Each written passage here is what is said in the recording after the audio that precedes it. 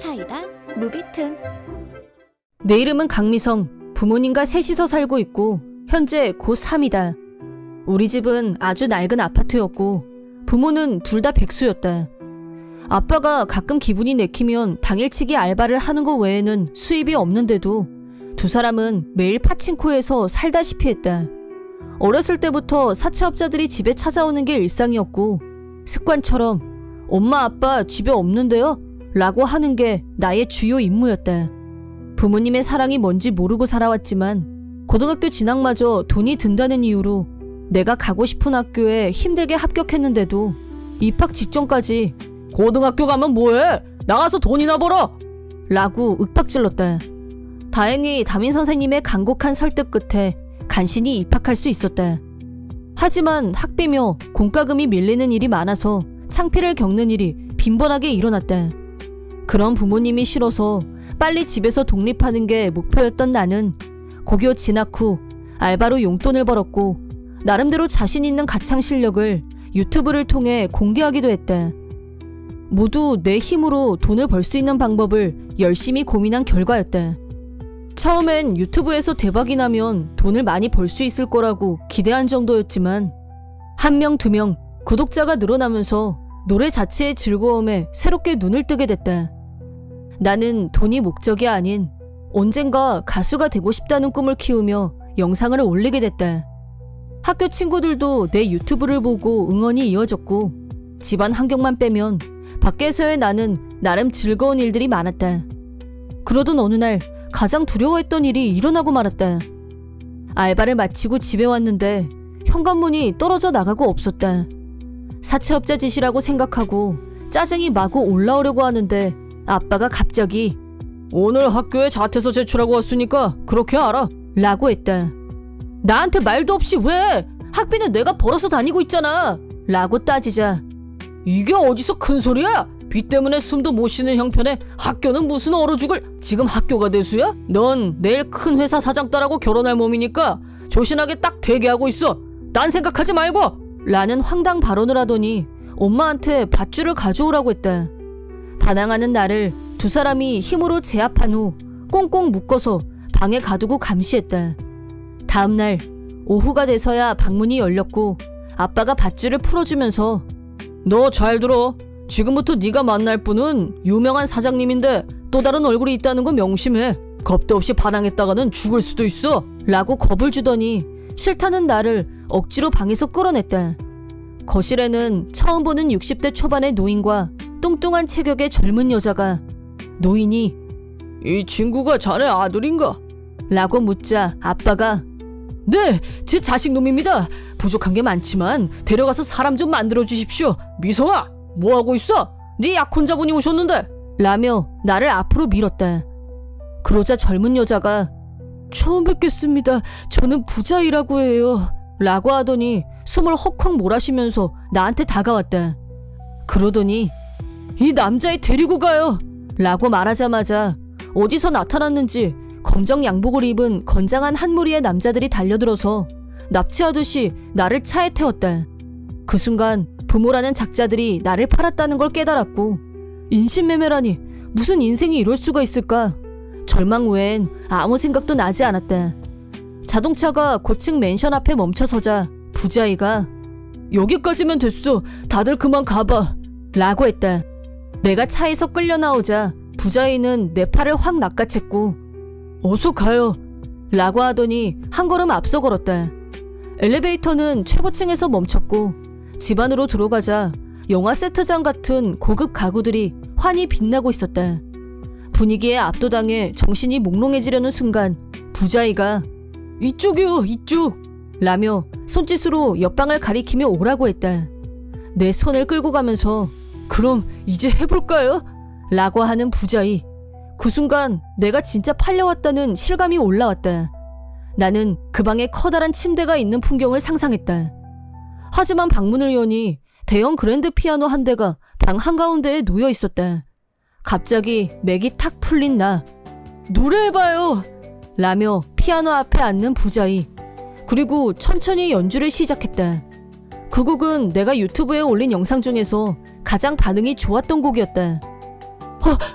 하고 놀라는 나에게 부자이는 사실 나 당신 팬이에요 라고 설명했다. 부자이는 어느 날 우연히 내가 유튜브에 올린 영상을 봤고 그날부터 내 노래에 흠뻑 빠져서 매일 내 영상만 보면서 지냈다고 했다. 시간이 갈수록 나와 직접 만나고 싶다는 욕구가 생겨났고 대기업 사장인 아빠에게 부탁해서 부하 직원에게 내 신상 조사를 시켰다. 그러다 학교 친구들의 증언을 통해 내 가정 환경을 알게 된 부자이는 자기 아버지한테 떼를 써서 나를 돈을 주고 사는 방법을 생각해냈다고 말했다. 그간의 경위를 말하며 부자이는 감정이 격해진 것 같았지만 피아노 연주를 다시 시작했다. 그녀의 연주 솜씨는 일반 동네 피아노 학원 솜씨가 아니었다. 그 소리에 이끌린 나는 부자이 씨 정체가 뭐예요? 라고 물었다. 그러자 명함 한 장을 내밀었는데 제 소개가 좀 늦었네요. 실은 음악 프로듀스 일을 하고 있어요. 라며 활짝 웃었다. 부자이의 진짜 목적은 나와 결혼하는 게 아니라 나를 프로듀서하려고 데리고 나온 거라고 했다. 예상치 못한 일이 너무 많이 일어나서 정리하는 데 시간이 필요했지만 가수가 되는 건 내 꿈이었기 때문에 부자이를 믿고 보이스 트레이닝에 전념하며 하루하루를 보냈다. 나중에 알게 된 일이지만 부자이는 상당한 수의 유튜버를 정식 가수로 데뷔시킨 업계 내에서 유명한 프로듀서였다. 반년 후 둘이서 동고동락하며 완성한 데뷔곡을 발표했다. 내가 혼자서 만든 채널에도 팬이 있었기 때문에 정식 데뷔곡은 순식간에 화제가 되면서 놀랄 만큼 조회수가 올라가는 기염을 토했다. 데뷔곡을 발표한 지 3개월 만에 음악 프로에 출연, 정식 가수로 발돋움했고 젊은 층의 팬들이 늘어났다. 꿈인지 생시인지 갑자기 유명인이 됐지만 이 모든 건 부자이 덕분이란 걸 잘 아는 나는 자만하지 않고 항상 고마운 마음을 잊지 않기로 결심했다. 하지만 어느 날 그런 내 마음을 무색하게 만드는 황당한 일이 일어났다. 평소와 다름없이 부정이의 맨션에서 신곡 연습을 하고 있었는데 텔레비전에 갑자기 내 부모가 등장했다. 너무 놀라서 텔레비전 볼륨을 올렸고 아빠가 우리 미성이는 그 프로듀서라는 여자한테 유괴당한 겁니다. 부자이 당장 내 아들 돌려내! 라면서 울먹거리는 신용을 했다. 나를 팔아먹을 땐 언제고 내가 유명해지자 부자이를 유괴범으로 여론몰이를 하면서 나를 찾아오려는 계략을 펼쳤다. 일도 안 하고 도박만 일삼다가 사채 때문에 아들을 인신매매한 파렴치한들이 내가 이용 가치가 생기니까 되찾겠단 건가? 인면수신 부모들한테 분노가 치솟은 나는 긴급 라이브 방송을 시작했다. 나의 과거에 대해서는 철저히 비공개였고 베일에 쌓여 있었지만 라이브 방송을 통해 부모들의 민낯을 밝히고 내가 어떻게 데뷔하게 됐는지 과정을 공개하자 반응이 뜨거웠다. 부모들의 거짓이 밝혀지자 SNS에서 분노의 댓글이 줄을 이었다. 본인들 스스로 얼굴을 내밀고 신상이 밝혀진 상태에서 민낯이 낱낱이 드러나자 아예 문 밖을 나서지 못하는 신세로 전락했다. 내가 전화번호를 바꿔버렸기 때문에 부모들과 직접 통화하는 일은 없었지만 세상 사람들은 누구 말이 진짜인지 정확하게 구분했고 폭탄 비난을 받은 부모들이 어떤 상황에 처해 있을지 훤히 알 것 같았다. 얼굴뿐 아니라 이름, 주소까지 신상이 털린 두 사람은 그동안 잘 따돌렸다고 생각했던 사채업자들까지 전부 출동하는 최악의 상황에 몰렸다. 결국 사채업자한테 제대로 잡힌 두 사람은 현재 혹독한 노동 현장에서 일하고 있다는데 다치거나 몸이 안 좋아도 절대 쉬는 게 허용 안 되는 건 물론 뼈가 부서져라 일을 해도 사채업자들한테 돈을 갚고 나면 돈이 한 푼도 안 남는다고 한다.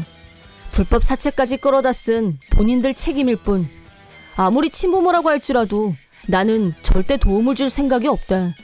사채 돈으로 도박에 빠진 대가가 현재 상황이라면 그렇게 일을 해서라도 반드시 갚길 바란다. 부모들이 거짓 인터뷰까지 하는 바람에 본의 아니게 나의 어두운 성장 과정이 세상에 다 알려졌지만 역경을 이겨내고 인간 승리를 거뒀다며 호감도가 더 올라갔고 많은 응원을 받았다.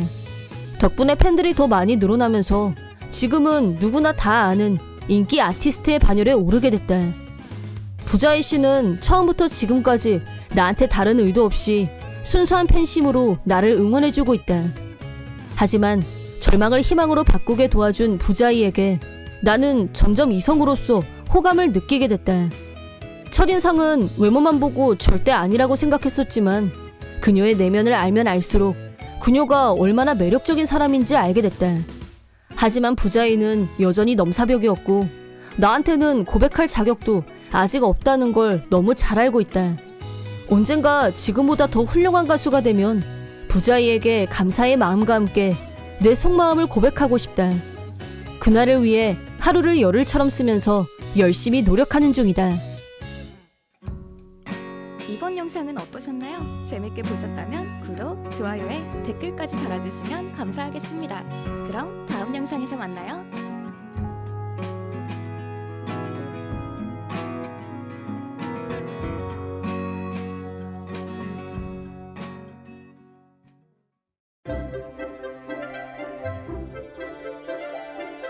사이다 무비튼.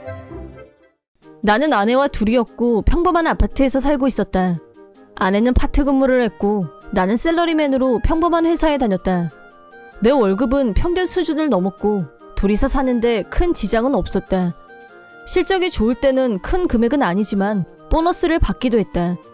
아이는 없었고 우리 둘 다 취미 부자여서 취미 생활에 돈을 많이 투자하는 편이었다. 아내의 여러 취미 중 요가 필라테스가 있었는데 요가 교실에 일주일에 3번 정도 갔다. 그날도 아내는 요가 교실에 가는 날이었고 아내가 돌아올 시간에 갑자기 비가 오기 시작했다. 좋은 마음으로 아내를 데리러 교실까지 갔는데 교실 앞에서 아내가 어떤 남자와 포옹하고 있는 장면을 목격하고 말았다. 처음엔 그 남자가 누군지 몰랐지만 나중에 알고 보니 아내의 요가 강사였다.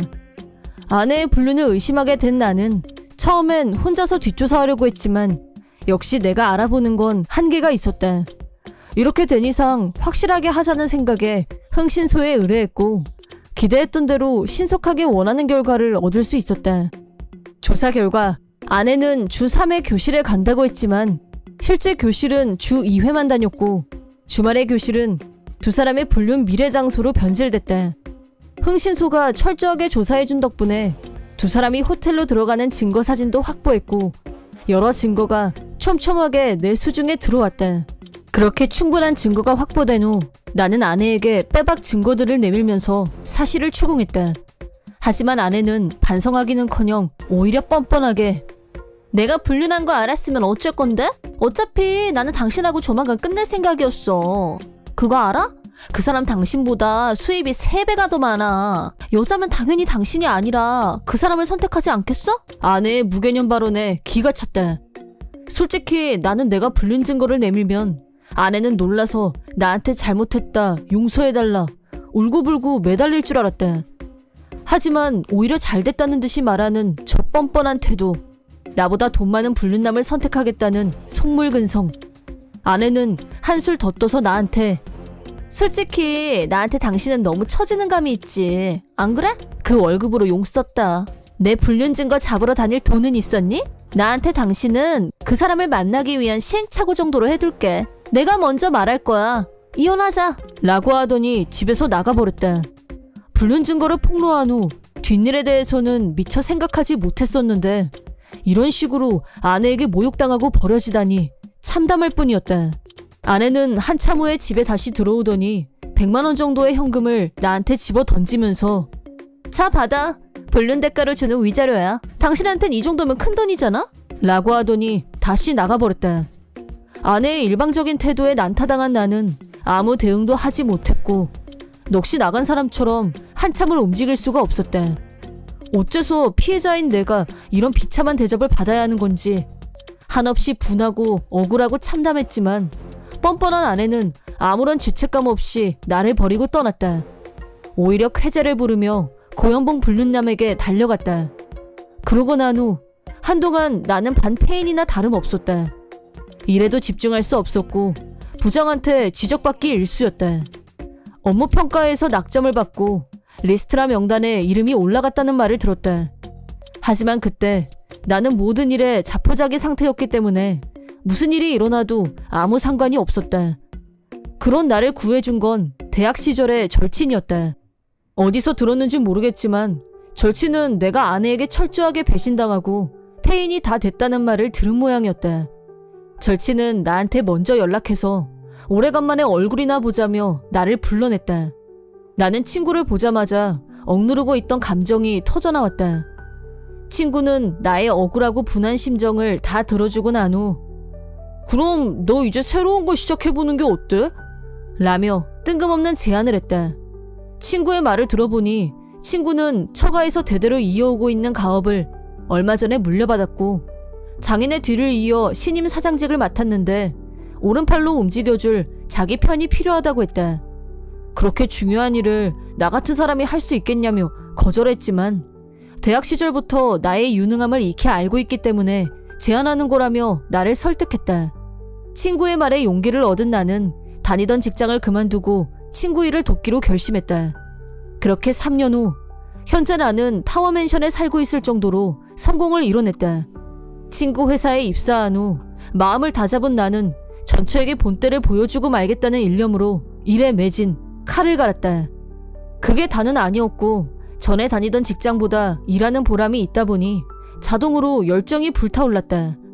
노력하는 만큼 회사도 성장했고 앞만 보고 달려오다 보니 어느덧 나는 경영 일선을 책임지는 사장직에 올라와 있었다. 절친 역시 경영자로서의 재능을 유감없이 발휘했다. 지금은 사장직을 나에게 물려주고 본인은 회장직에 올랐는데 계열사를 몇 개나 거느린 어엿한 그룹 회장님이다. 절친은 나와 편하게 술잔을 기울일 때마다 그때 나를 스카우트한 건 신의 한 수였다고 말한다. 덕분에 나는 공적, 사적 면에서 모두 충실하게 살고 있다. 무엇보다 이혼남이란 것까지 모두 포용해주는 소중한 연인이 있다는 게 내 삶의 행복이다.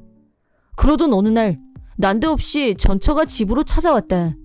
머리, 옷차림 모두 형편없는 몰골이었고 나를 보자마자 달려오더니 보고 싶었어. 내가 얼마나 찾았는데. 내가 잘못 생각했어. 사랑보다 돈을 택하다니 어리석었어. 역시 사랑이 제일이라는 거 뼈저리게 깨달았어. 우리 다시 시작하자. 라며 들이댔다. 아마 전초는 내가 최근에 잡지 인터뷰한 기사를 보고 내가 예전에 내가 아니란 걸 알게 된 게 분명했다. 하지만 내가 바보도 아니고 어림없는 얘기.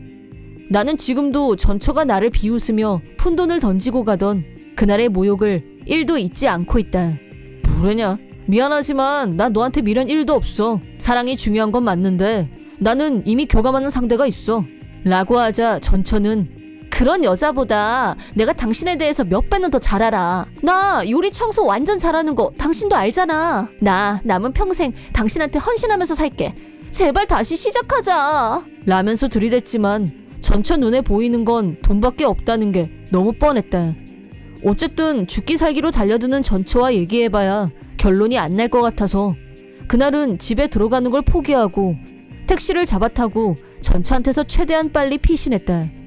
아무리 매달려봐야 나는 전처와 다시 시작할 마음이 없었고 내가 무시하면 알아서 포기할 거라고 생각하고 방치한 지 일주일 정도가 지났는데 전처는 내 예상과 달리 더 엽기적으로 행동했다. 그날 나는 친구한테서 넌 너무 일중독이야. 가끔은 네가 좋아하는 걸 하면서 쉬는 게 어때? 라는 말을 듣고 하루 종일 집에서 영화를 보며 지내기로 했다. 모처럼 쉬고 있는데 오후쯤에 택배가 왔다고 벨이 울리길래 입구 보안 시스템을 해제하고 배달기사가 올라올 수 있게 했다. 물건을 전달받고 현관문이 닫히려는 순간 갑자기 옆에서 손이 쑥 하고 나오는데 순간 심정지가 오는 줄 알았다. 옆을 돌아보니 전처가 현관문 틈에 손을 밀어놓고 있었고 억지로 삐짓고 들어오더니 어느새 현관 안까지 들어와 있었다. 이 여자가 여긴 어떻게 들어왔지? 놀란 가슴을 진정시키기도 전에 전처는 이미 집 진짜 좋다. 조망도 진짜 끝내준다. 근데 인테리어가 좀 내 취향이 아니네. 그러지 말고 이따가 우리 쇼핑 가자. 라면서 꼭 내 마누라처럼 굴었다.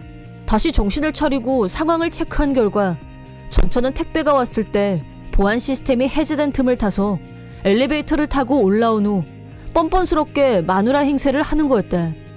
보안이 더 복잡한 곳으로 이사를 했어야 하는 건가? 하는 생각이 스쳤지만 이미 내가 한 발 밀린 상황이 분명했고 전처는 집안 곳곳을 탐색 중이었다.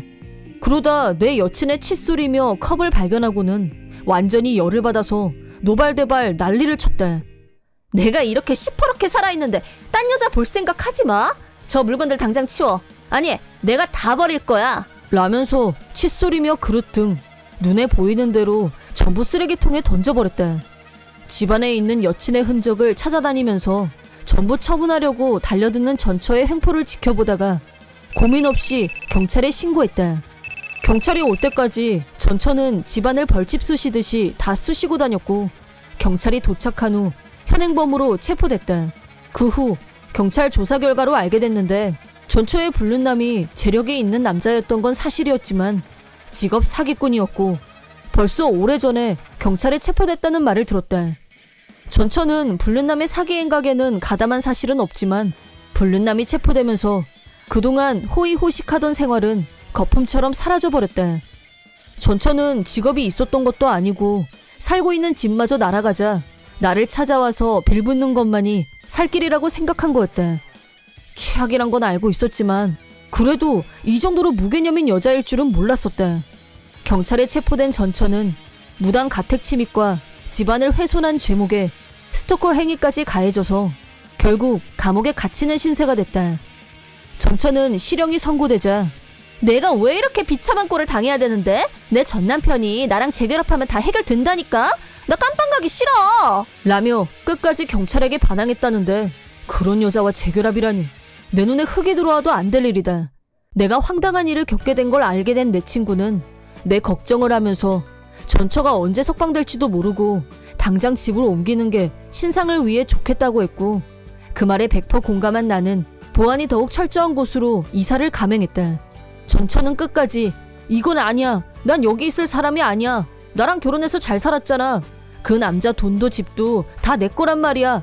라며 발작을 일으켰다는데 내가 돈이 없을 때 어떻게 했는지도 기억했으면 하는 바람이다. 이번 영상은 어떠셨나요? 재밌게 보셨다면 구독, 좋아요에 댓글까지 달아주시면 감사하겠습니다. 그럼 다음 영상에서 만나요.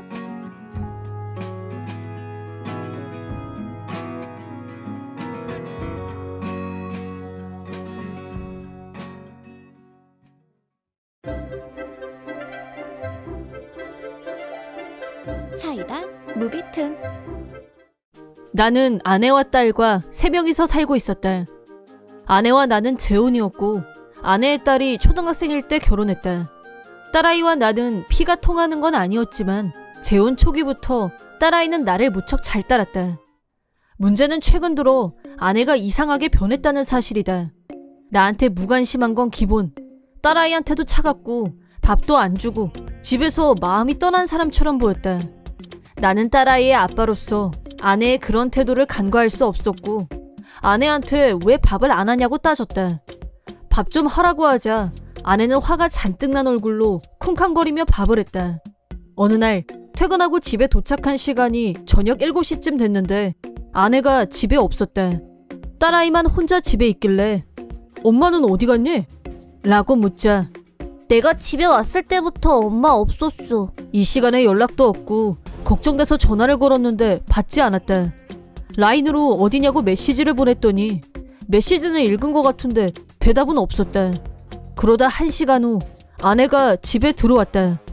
어디 갔다 왔냐고 나도 모르게 화를 냈는데 집에 들어온 아내의 몸에서 낯선 향수 냄새가 났고 불길한 예감이 엄습했다. 하지만 딸아이가 옆에 있었기 때문에 그 부분에 대한 건 일단 넘어가기로 했다.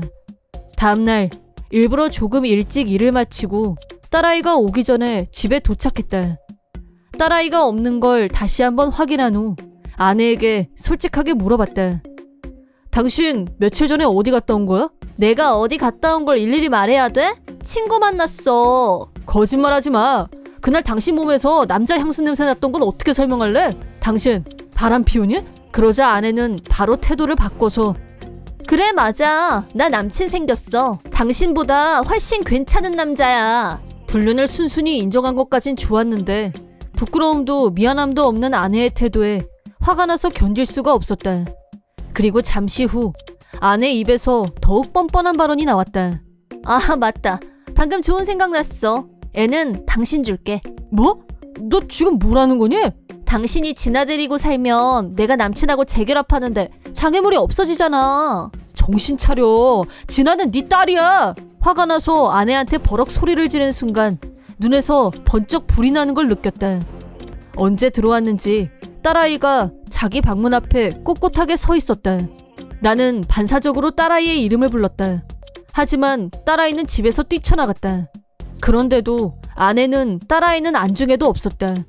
내가 딸아이를 키워주면 자기는 훨훨 날아서 불륜남한테 갈 수 있다며 들떠 있었다. 그때 아내는 사람이 아니라 악마로 보였다. 그날 이후로 아내의 폭거는 멈추지 않았다. 다음날 퇴근하고 들어오니 아내가 보이지 않았다. 틀림없이 불륜남한테 갔을 거란 생각이 들었고 동시에 불길한 예감이 스쳤다. 나는 아내의 불륜 사실을 알게 된 후부터 아내가 집에 있는 통장을 훔쳐가지 못하게 통장과 도장을 숨겨놨다. 돈도 안 들고 그냥 나가버릴 리가 없을 텐데 뭔가 이상했다. 바로 서랍장을 뒤졌는데 어이가 없었다. 딸아이 교육보험 증서가 사라지고 없어졌다. 딸아이는 아내가 낳은 자식이니까 보험 계약자가 아내 이름으로 되어 있었다. 하지만 나와 재혼한 후 보험 금액을 좀 더 올려서 현재까지 낸 금액만 해도 1,000만 원 이상이었다. 아마도 아내는 그 돈을 들고 나간 게 분명했다. 불륜남에게 정신이 나가서 자기 딸 교육비를 훔쳐서 달아난 아내에게 구역질이 올라오는 기분이 들었다. 잠시 후 딸아이가 학교에서 돌아왔고 엄마는 하고 물었다. 벌써 중학생인 딸아이에게 거짓말은 안 통할 것 같아서 솔직하게 다 말해줬다. 그러자 딸아이가 나한테 그럼 이제 아빠도 나 버릴 거야? 라고 물었다. 금방이라도 눈물을 터뜨릴 것 같은 얼굴의 딸아이. 자신이 버려졌단 사실에 절망했겠지. 나는 딸아이 눈을 똑바로 바라보면서 어떤 아빠가 딸을 버려? 넌 아빠 딸이야. 그런 걱정은 안 해도 돼. 내 마음을 말하고 딸아이를 안심시켰다. 나는 아내에게 몇 번이나 전화를 걸었고 라인도 보냈지만 아내는 불륜남한테 빠져 눈에 아무것도 안 보이는지 전혀 연락이 없었다. 그렇게 아내는 집을 나갔고 시간은 멈추지 않고 흘러갔다. 딸아이는 중학교 3학년이 됐고 졸업식이 가까워져 왔다. 그런데 그동안 아무 연락이 없던 아내한테서 갑자기 전화가 걸려왔다. 회사에서 일하고 있는 시간이었지만 바로 전화를 받았고 지금 어디냐고 물었다. 그러자 아내는 내가 어디 있는지는 알 필요 없고 당신 나한테 위자료 내. 라고 갑툭튀 위자료를 내놓으라고 했다. 위자료를 낼 사람은 불륜하고 가출한 아내였고 정작 나는 못 받은 위자료를 무슨 근거로 내놓으라는 건지 어처구니가 없었다. 아내가 주장하는 내용은 이랬다. 생각해봐. 당신처럼 별 볼 일 없는 남자한테 내가 몇 년씩이나 봉사했잖아? 그러니까 내가 당연히 위자료를 받아야지. 안 그래? 라고 궤변을 늘어놨다. 악녀, 쓰레기라고 생각했지만 이 여자는 정말 최악 중에서도 최악이었다. 들고 나갔던 딸아이 보험금을 다 쓰고 돈이 떨어진 게 분명했다. 나는 아내에게 네가 무슨 짓을 저질렀는지 자각은 하고 있냐고 물었지만 아내는 뻔뻔함으로 무장한 사람인 것 같았다. 돈이야. 직장 다니는 당신이 다시 처음부터 모으면 되잖아? 내가 내 딸까지 줬는데 나한테 고마워야 되는 거 아니야? 라고 다시 궤변을 토했다. 그게 부모라는 사람이 할 소리냐고 야단치고 싶었지만 딸아이한테 아내는 친엄마였다. 조금 있으면 진아 졸업식이니까 그날만이라도 와서 졸업하는 거 지켜보라고 했다. 우리 이혼 문제와 아이 문제는 별개니까 그렇게 해달라고. 하지만 아내는 코웃음을 치면서 나 시간 없어. 그날 남친하고 여행 가기로 했어. 난 됐으니까 당신이 가서 잘 보면 되겠네. 사진도 찍고. 라고 피도 눈물도 없는 사람처럼 말했다. 그러더니 나한테 조만간 돈 받으러 갈 테니까 그때까지 준비해둬. 알았지? 라고 하더니 일방적으로 전화를 끊었다. 초등학생이던 딸아이가 중학교를 졸업한다고 알려줬는데도 딸아이 인생의 중요한 날에 대해서 아무 관심이 없는 걸 보며 완전히 절망했다. 그 순간 나는 어떤 일을 결심하게 됐다. 시간은 빨리 흘렀고 딸아이의 졸업식 날이 됐다. 나는 아빠로서 딸아이의 졸업식에 갔고 식이 진행되는 동안 눈물, 또 눈물을 흘렸다. 인간 쓰레기 아내에게서 어떻게 저런 딸이 나왔는지 이건 기적이 분명했다. 그날 나는 딸아이를 위해 고급 레스토랑을 예약했다. 졸업식이 끝나고 맛있게 밥을 먹고 졸업 선물로 조금 어른스러워 보이는 가방을 선물했다. 딸아이는 행복한 웃음을 지어 보였다. 무사히 졸업식 이벤트를 마치고 방으로 들어가려는 순간 핸드폰이 시끄럽게 울렸다. 모르는 번호라 받을까 말까 망설이다가 받았는데 경찰이라고 했다. 그리고 아내가 죽었다고 했다. 전혀 현실이란 생각이 들지 않았고 멍하니 듣고만 있었다. 경찰은 설명을 계속했다. 지방 어디에서 아내와 불륜남이 몰고 가던 차가 속도 위반을 했고 대형 트럭과 충돌하면서 즉사한 것으로 추정된다고 했다. 옆에서 내 얼굴만 쳐다보고 있는 딸아이에게 숨길 수 있는 일이 아닌 만큼 사실 그대로 말해줬다. 딸아이도 멘붕이 온 표정이었다. 정신없이 며칠이 더 지나갔다. 불륜남과 아내에게 위자료를 청구하고 이혼을 마무리하려고 했었는데 아내는 빈 육신으로 나에게 돌아왔다. 가족들만 불러서 조용하게 장례식을 마쳤다. 모든 절차를 마치고 난 후 딸아이가 마당 한 구석에서 혼자 울고 있는 걸 봤다. 내가 딸아이를 부르자 딸아이는 앞으로 자기 인생은 어떻게 되는 건지, 엄마는 죽고 새아빠한테는 버림받는 게 아닐까, 앞날이 걱정되고 두려워서 울고 있었다고 말했다. 나는 다시 한번 딸아이에게 진아 너는 언제까지나 내 딸이야. 네 엄마하고는 이혼할 생각이었지만 진아 너는 아빠가 친권을 가져올 생각이었어. 그러니까 앞으로도 지금처럼 아빠랑 같이 살자 라고 말하자 딸아이는 서름이 북받쳐 올랐는지 한바탕 울음을 쏟아낸 후 나한테 달려와 안겼다. 딸아이는 그런 엄마지만 엄마는 죽었고 나한테 버려질 일만 남았다고 혼자서 속으로 겁에 질려 있었던 모양이었다. 내가 그런 일은 일어나지 않을 거라고 하자 비로소 안심하는 눈치였다. 그렇게 나와 딸아이는 둘이서 행복하게 살았다. 이번 사고로 불륜남도 같이 사망했다고 들었는데 불륜남의 시신을 인계하러 왔던 그 부모들이 나를 보더니 죄 지은 사람들처럼 고개를 푹 숙였다. 불륜남한테도 위자료를 청구할 생각이었지만 두 사람의 죽음으로 모든 일은 끝이 나버렸다. 하지만 어린 딸아이에게 씻을 수 없는 마음의 상처를 입히고 벌어지만도 못했던 두 사람의 죄를 생각하면 하늘이 무심하지 않다는 생각이 든다. 이번 영상은 어떠셨나요? 재밌게 보셨다면 구독, 좋아요에 댓글까지 달아주시면 감사하겠습니다. 그럼 다음 영상에서 만나요.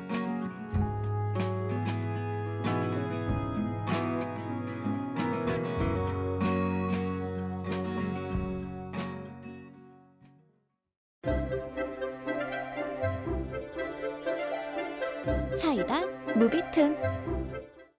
내 이름은 강직한.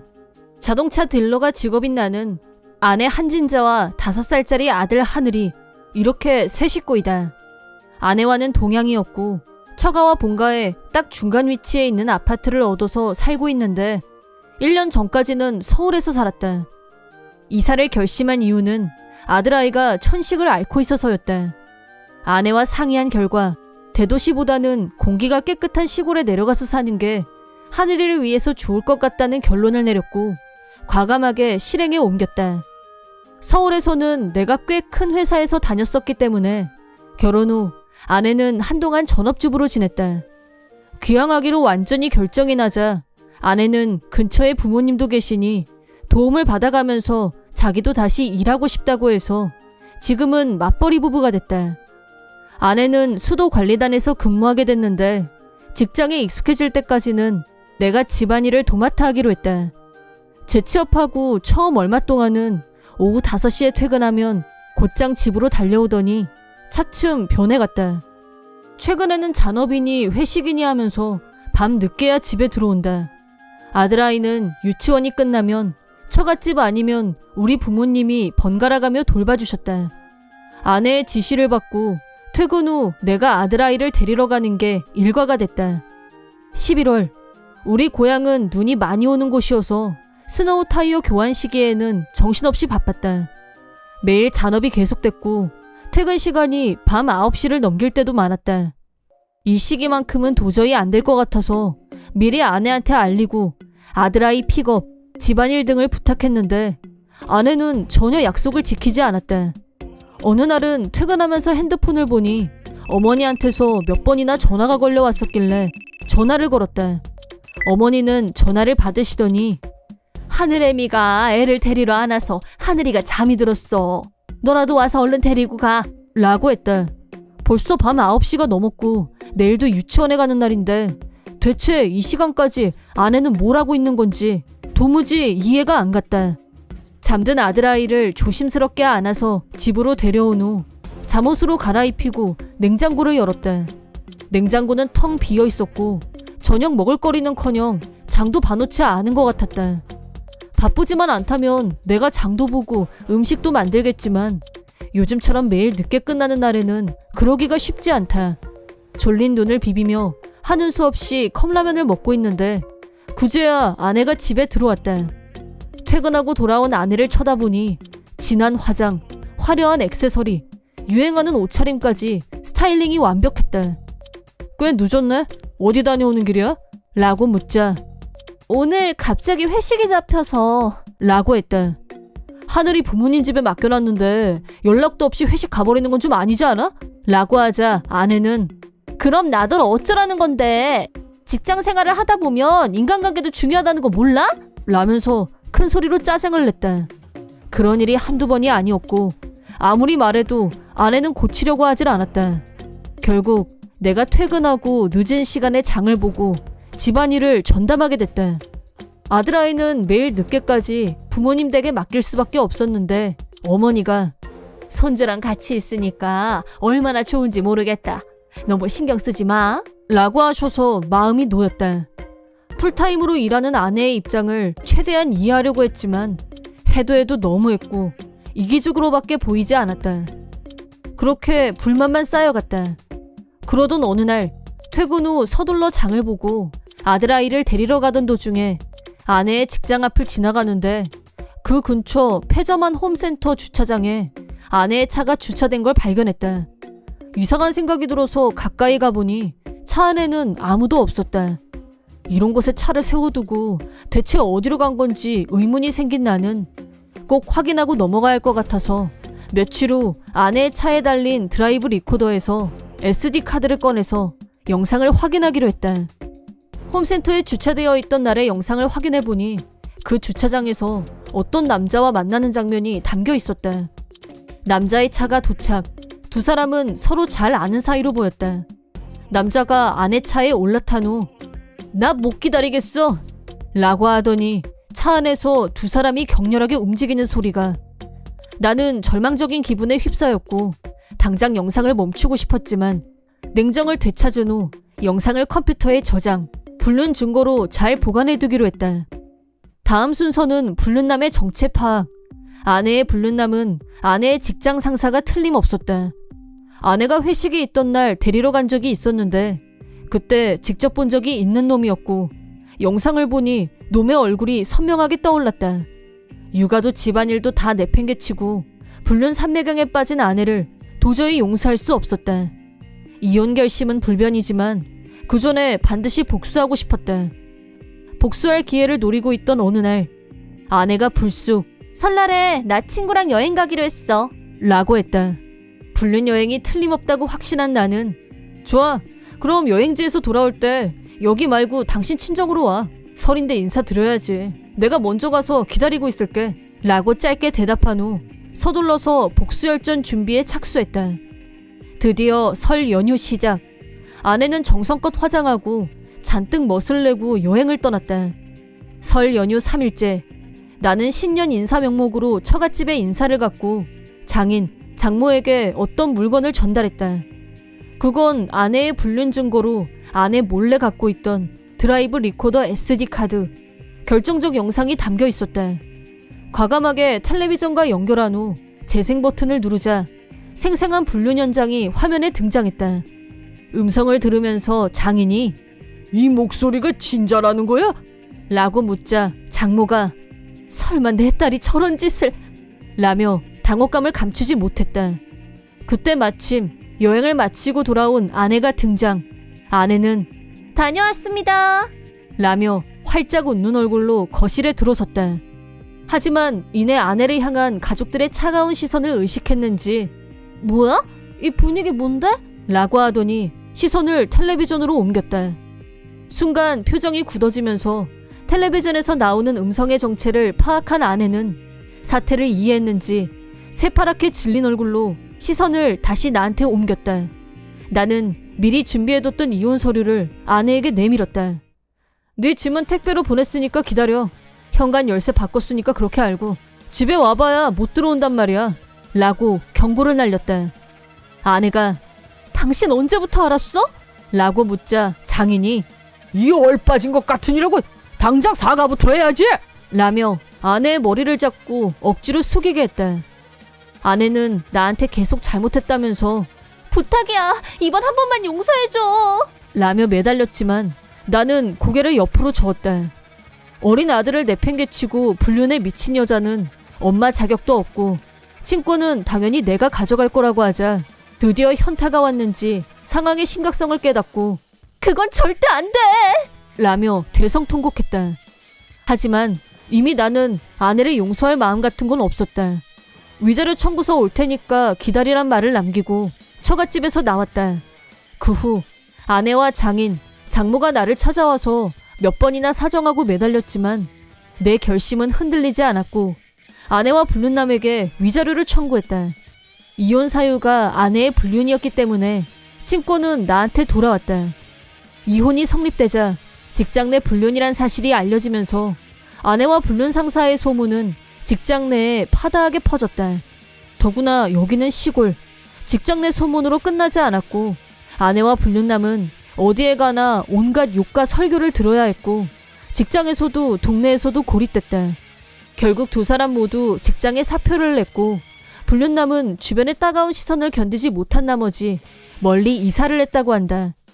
전처는 친정에 들어와서 살 생각이었지만 동네 사람들한테 눈치 보인다는 이유로 장인 장모한테 쫓겨나서 지금은 혼자서 낡은 아파트에서 살고 있는 모양이다. 남자는 떠났고 위자료를 갚기 위해 다시 재취업에 나선 전처는 사는 게 힘든지 얼굴은 폭삭 늙고 벌써 흰머리가 성성했다. 이혼 후 몇 번인가 전화로 하늘이가 보고 싶다며 징징거렸지만 내 분노가 사그라들기 전까지는 절대 만나게 할 수 없다고 하자 전화기를 붙들고 울면서 나 반성 많이 했어. 라고 했다. 한편 나는 아들아이와 둘이서 살게 된 후로 아내가 없으니 아내 몫의 집안일이 줄어서 차라리 몸이 더 편했다. 그렇지만 싱글파파의 앞길은 험난했고 전보다 부모님께 더 많이 의지해야 하는 게 사실이었지만 어머니가 솔선해서 적극적으로 육아를 지원해주고 계신다. 아내의 불륜 사실이 사방팔방으로 퍼져나간 덕에 주변 사람들한테 이혼 사유를 일일이 설명해야 할 필요가 없어진 건 다행이었다. 사람들은 나를 동정했고 좋은 말로 위로도 많이 해줬다. 시간이 지나자 마음도 좀 편해졌다. 나는 앞으로 힘들 때마다 나를 옆에서 도와주신 부모님, 진심으로 나를 위로해준 사람들이 실망하게 하지 않기 위해서라도 더 열심히 일해서 아들아이와 꼭 행복하게 살겠다고 다짐했다. 그리고 하늘이를 잘 키워놓고 난 후에 언젠가 남은 인생을 함께 할 수 있는 좋은 사람을 만나 다시 행복한 결혼 생활을 하고 싶다는 소망을 가져본다. 그러기 위해서라도 항상 건강한 마음과 정신, 젊음을 유지하기 위해 자기 관리에 최선을 다할 생각이다. 이번 영상은 어떠셨나요? 재밌게 보셨다면 구독, 좋아요에 댓글까지 달아주시면 감사하겠습니다. 그럼 다음 영상에서 만나요.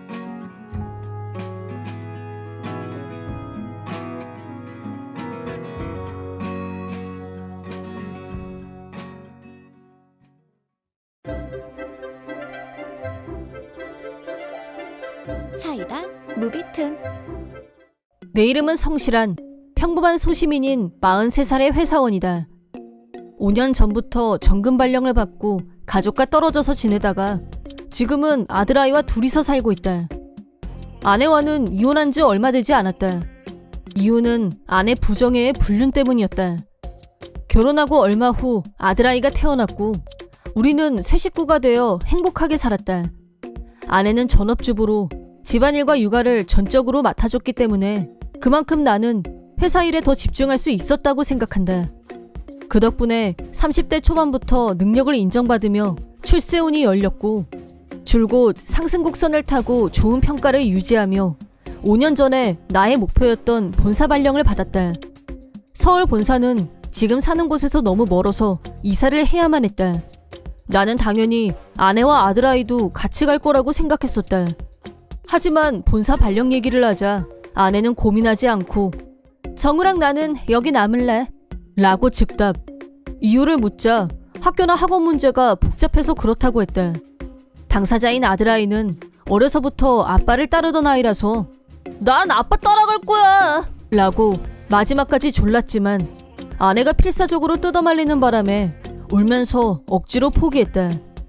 아들아이와 떨어지고 싶지 않은 건 나도 마찬가지였지만 아내 조금 있으면 초등학교 졸업인데 지금 친구들하고 헤어지는 건 너무 불쌍해서 안 돼 라는 말을 듣고 아들아이를 위해서라면 어쩔 수 없다고 체념하고 혼자서 이사를 했다.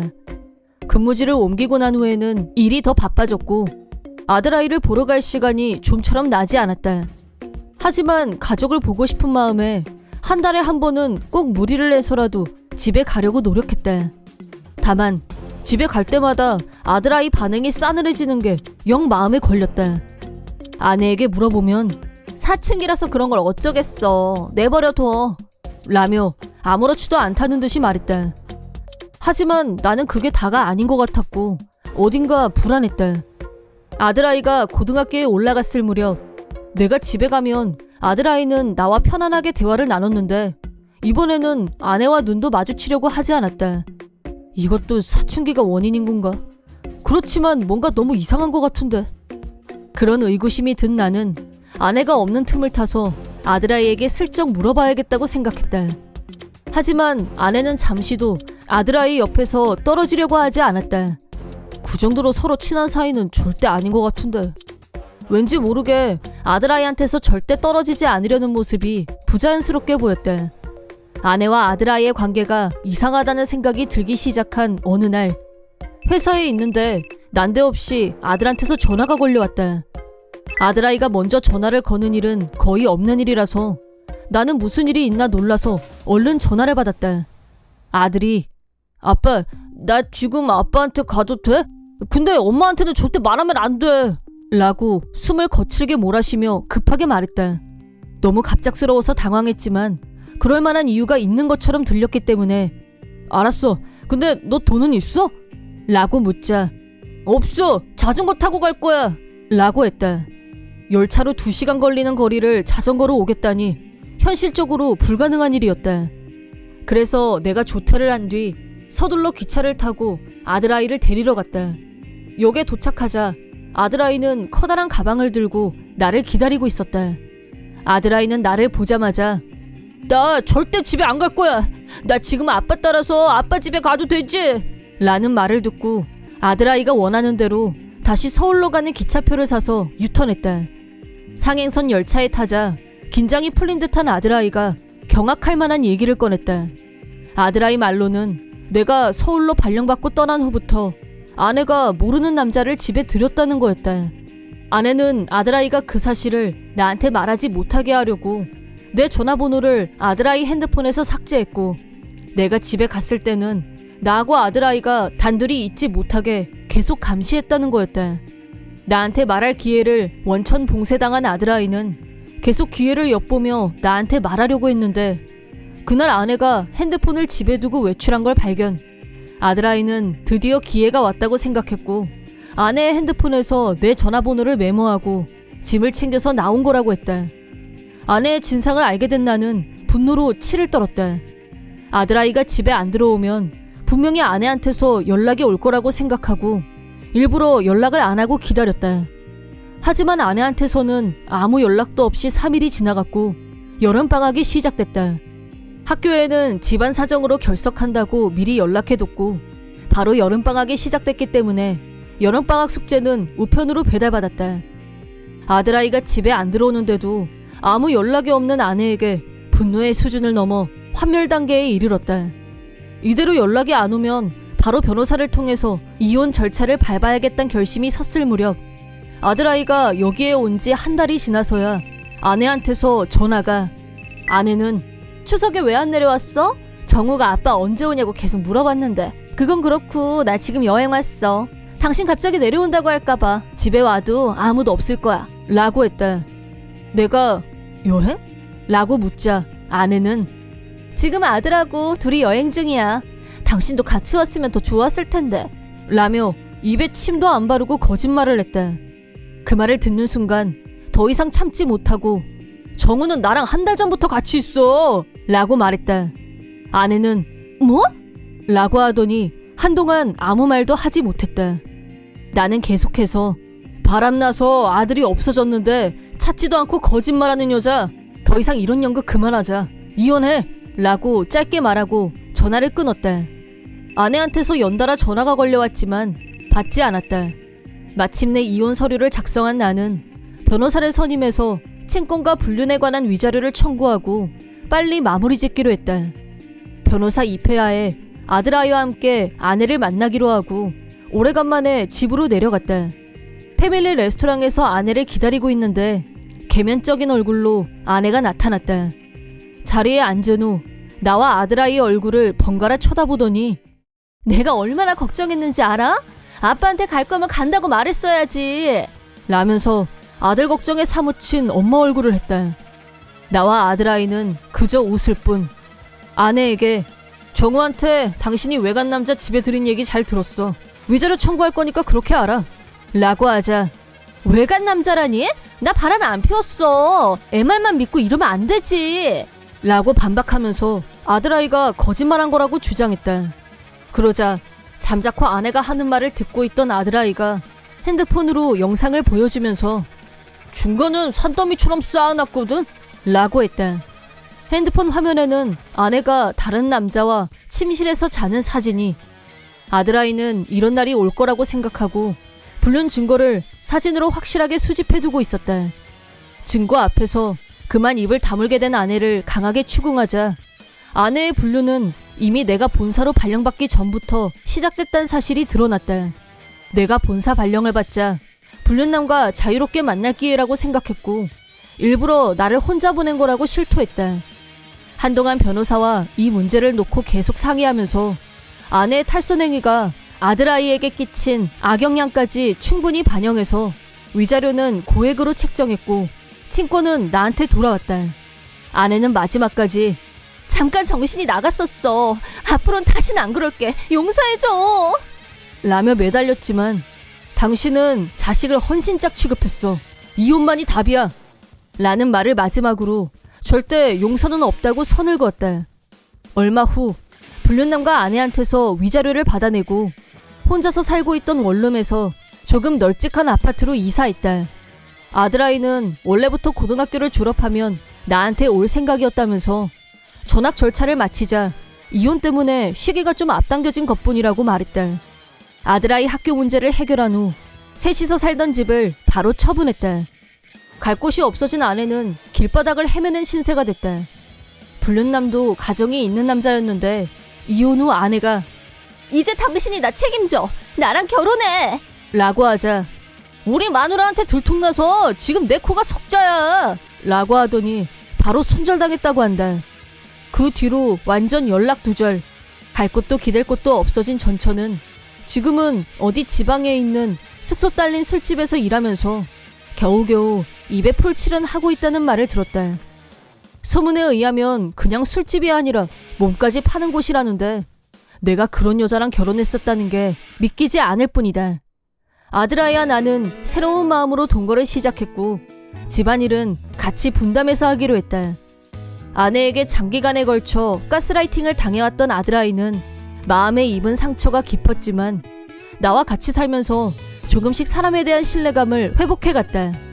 전학한 학교에서 새 친구도 사귀고 학교 생활에도 잘 적응해 나갔다.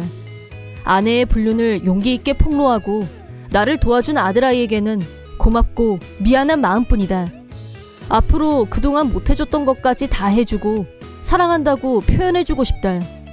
아내에게 지독한 배신을 겪은 후 잠깐 나도 사람에 대한 회의를 품었지만 그런 여자 때문에 상처받고 고민한다는 것 자체가 시간 낭비일 뿐. 내가 원하는 대로 이혼했고 친권도 가졌고 다 끝났다. 이제 전처 일은 다 있고 아들아이와 함께 내일은 또다시 내일의 태양이 떠오른다는 사실만 생각하며 살아야겠다. 이번 영상은 어떠셨나요? 재밌게 보셨다면 구독, 좋아요에 댓글까지 달아주시면 감사하겠습니다. 그럼 다음 영상에서 만나요.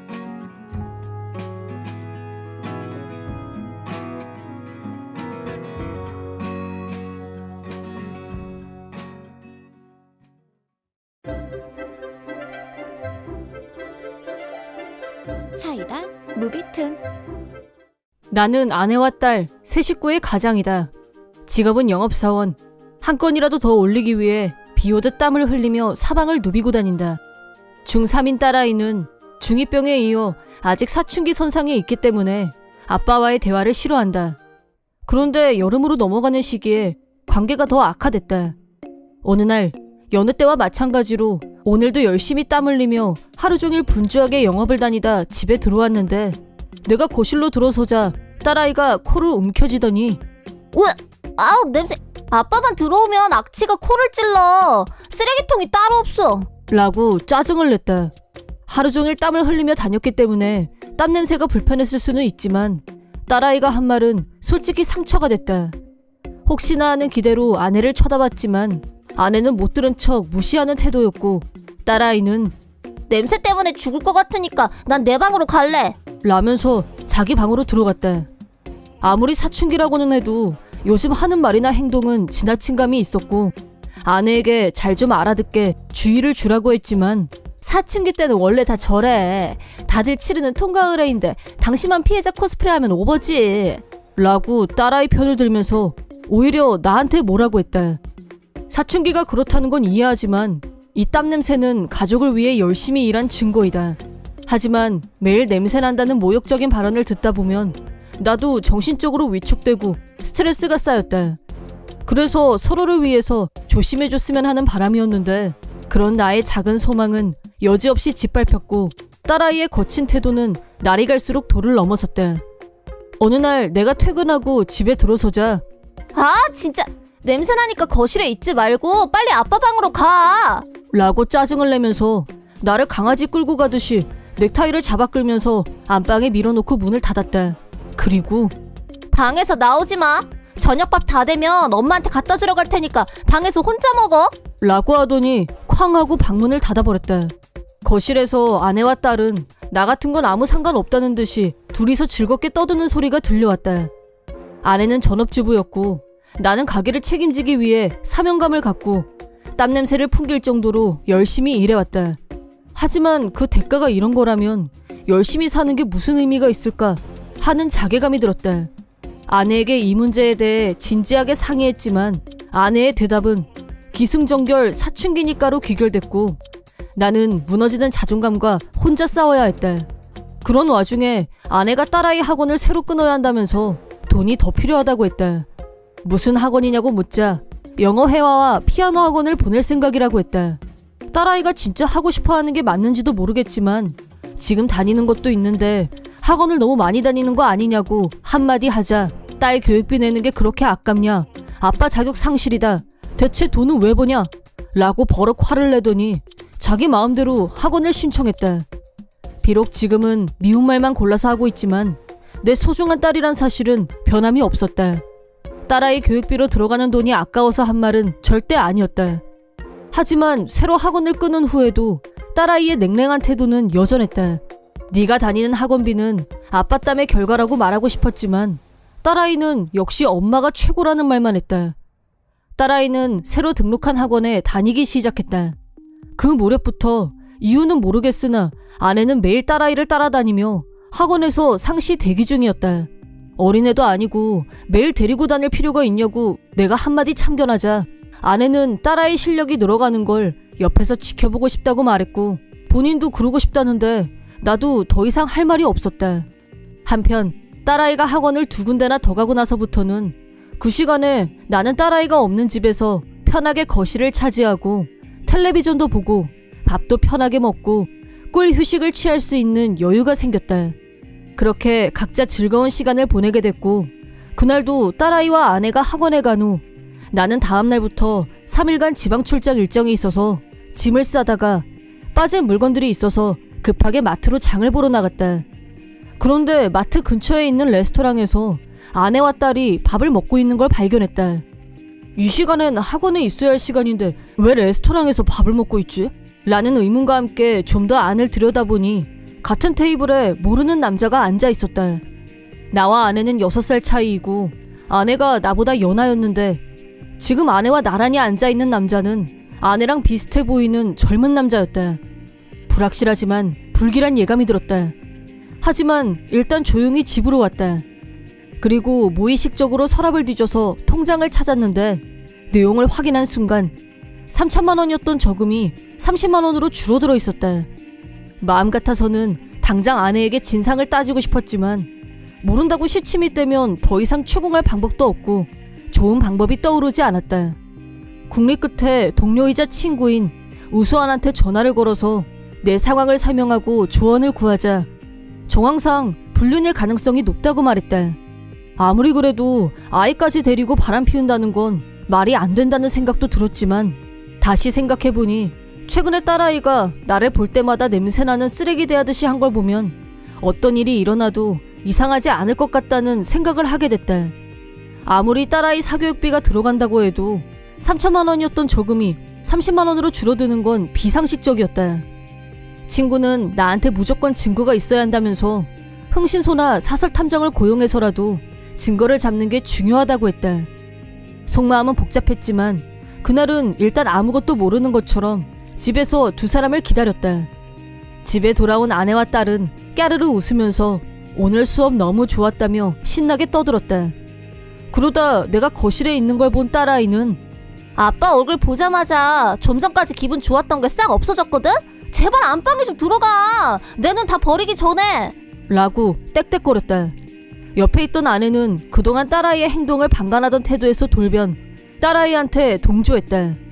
안방에 들어가란 말 못 들었어? 냄새나니까 빨리. 라며 안방으로 들어가라고 재촉했다.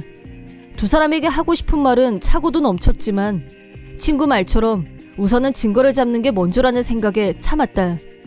다음날 바로 흥신소를 찾아가 의뢰했다. 그리고 2달도 안 돼서 완벽하게 증거가 수집됐는데 현실은 내 예상보다 더 참담했고 순간 말문이 막혔다. 흥신소 조사 결과 불길했던 예감대로 아내는 어떤 남자와 불륜관계를 맺고 있었는데 그 남자의 정체는 딸아이 피아노 학원 선생이란 게 밝혀졌다. 확실한 증거로 그 남자와 아내가 호텔로 들어가는 사진까지 확보한 상태였다. 무엇보다 내가 가장 충격을 받은 건 아내와 딸아이의 속내였다. 흥신소 조사원이 딱 한 번 아내와 딸아이의 대화를 녹음하는 데 성공했는데 엄마, 그냥 재수 아저씨랑 빨리 재혼하면 안 돼? 아빠 너무 짜증나. 확 죽어버리면 속 편할 텐데. 너 그런 말을 그렇게 크게 하면 어떡해. 근데 솔직히 그럼 좋지? 교통사고 같은 걸로 확 가버리면 딱인데. 일단 합법적 범위 내에서 아빠를 정신적으로 괴롭히면 아빠가 먼저 이혼하자고 할 가능성이 올라가겠지? 그럼 너무 땡큐인데. 그러고 나서 엄마가 왕재수 아저씨랑 재혼하면 되잖아. 생각만 해도 신난다. 라고 하는 말을 듣는 순간 낭떠러지에서 곤두박질 쳐진 기분이었다. 내게 가장 소중한 존재였던 딸과 아내에게 나는 겨우 그런 취급이나 당하는 사람이었다니 충격이 너무 커서 한동안은 아무 생각도 할 수 없었다. 하지만 냉정하게 머리를 식힌 후 이대로 계속 살 수는 없다고 결심했다. 나는 증거를 정리해서 아내와 딸을 내 인생에서 추방하기로 했다. 그러다 딸아이의 졸업식이 됐는데 딸아이는 평소처럼 나한테 아빠는 쓰레기 냄새 나니까 내 졸업식에 출입 금지야. 라고 했다. 옆에 있는 아내도 그래, 당신이 오면 우리가 괜히 더 창피하니까 그냥 집에 있는 게 도와주는 거야. 라고 거들었고 나는 그 말에 따르기로 했다. 딸아이와 아내가 졸업식에 간 사이 나는 얼마 전부터 준비해왔던 일을 실천으로 옮겼고 마무리까지 마쳤다. 그러자 졸업식을 마치고 집으로 온 두 사람이 나한테 전화를 걸어왔다. 집에 오니까 집에 물건이 다 사라졌다. 도둑이 들은 줄 알고 관리실에 전화했더니 오늘 날짜로 이사했는데 무슨 도둑이냐는 말을 들었냐면서 난리를 쳤다. 이혼하는 마당에 집을 남겨둘 필요가 없을 것 같아서 처분했다고 알려줬다. 덧붙여서 아내한테 당신이 좋아할 줄 알았는데 불륜남하고 재혼하고 싶어서 안달이 났잖아. 내가 죽었으면 좋겠다고 하지 않았나? 라고 연속으로 치고 들어가자 아내는 말을 잇지 못했다. 틈을 주지 않고 내가 이혼해 줄 테니까 앞으로 당신 하고 싶은 대로 알아서 잘 살아. 불륜남하고 재혼하고 싶으면 네 마음대로 하시면 되는데 대신 위자료는 확실하게 청구할 거니까 그렇게 알고 있어. 라고 하자 열심히 뭐라고 변명하는 아내에게 마지막 선물로 우편함 안에 불륜 사진 넣어놨으니까 꺼내서 보라고 하고 전화를 끊었다. 예상대로 아내는 나한테 다시 전화를 걸지 않았다. 그 후 아내는 상황이 좋지 않다고 판단했는지 딸아이하고 둘이서 같이 용서해달라고 매달렸다. 하지만 애석하게도 두 사람에 대한 애정은 눈꽃만큼도 남아있지 않았다. 아내는 친정으로 달려가서 도와달라고 애원한 모양인데 이혼 전에 이미 모든 사실을 다 알려놓은 뒤여서 장모님이 소금을 뿌리면서 썩 꺼지라고 문전박대했다고 한다. 궁여지책으로 두 사람은 다 낡은 아파트를 얻어서 이사를 냈다. 딸아이는 고등학교에 들어갔지만 친구들과 어울릴 시간도 없이 학비며 생활비를 벌기 위해 알바를 몇 개씩 하면서 지냈는데 자기 옷이며 화장품 같은 건 살 엄두도 못 냈고 학교에서 촌스러운 애라고 낙인 찍히면서 외톨이로 지내다가 결국 은둔형 외톨이가 되고 말았다고 한다. 쭉 전업주부로 지냈던 전처는 일을 하러 다니긴 했지만 허구한 날 야단 맞는 게 일이었고 일을 너무 못해서 해고당하기 일쑤 먹을 거 살 돈도 없을 정도로 궁핍한 형편이지만 나한테 매달 위자료를 보내야 하는 처지이다 보니 바닥 중에서도 밑바닥 생활을 하는 모양이다. 하지만 그건 당연히 받아야 할 벌이라고 생각할 뿐 동정은 하지 않는다. 이번 영상은 어떠셨나요? 재밌게 보셨다면 구독, 좋아요에 댓글까지 달아주시면 감사하겠습니다. 그럼 다음 영상에서 만나요.